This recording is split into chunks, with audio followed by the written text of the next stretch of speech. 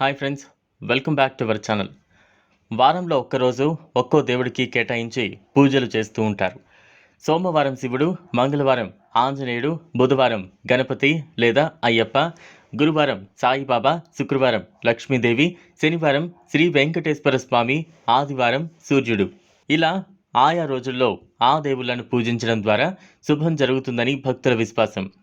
కలియుగ దైవం శ్రీ వెంకటేశ్వర స్వామి విషయానికొస్తే శనివారం అంటే ఎందుకు ఇష్టమంటే, ఓంకారం ప్రభవించిన రోజు శనివారం శ్రీనివాసుణ్ణి భక్తి శ్రద్ధలతో పూజించే వాళ్లకు శనీశ్వరుడు పీడించడని మాట ఇచ్చిన రోజు శనివారం. వెంకటేశ్వర స్వామిని భక్తులు మొట్టమొదటిసారి దర్శించిన రోజు శనివారం.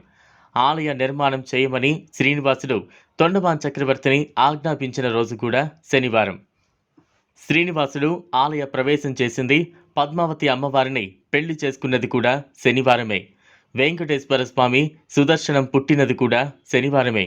అందుకే ఏడుకొండలవాడికి శనివారం అంటే అత్యంత ప్రీతికరం.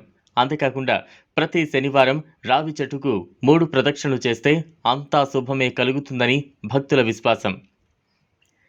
శనిదేవుడి దోషం కూడా పోవాలంటే 7 శనివారాలు క్రమం తప్పకుండా శ్రీవారిని పూజ చేయాలని ఆలయానికి వెళ్లి 7 ప్రదక్షిణలు చేసి మొక్కుకుంటే అనుకున్నవి నెరవేరుతాయని పండితులు చెబుతారు. శనివారం రోజున ఉదయాన్నే లేచి శుభ్రంగా తలంటు స్నానం చేస్తే దేవుడి గదిని శుభ్రం చేసుకుని వెంకటేశ్వర స్వామికి ప్రత్యేక పువ్వులతో అలంకరించాలి. బియ్యం పిండితో తయారు చేసిన ప్రమితిలో ఆవు నెయ్యితో దీపం వెలిగించాలి. పూజ సమయంలో ఓం నమో నారాయణాయ అనే మంత్రాన్ని భక్తి శ్రద్ధలతో జపిస్తూ వెంకటేశ్వరుణ్ణి ఆరాధించాలి.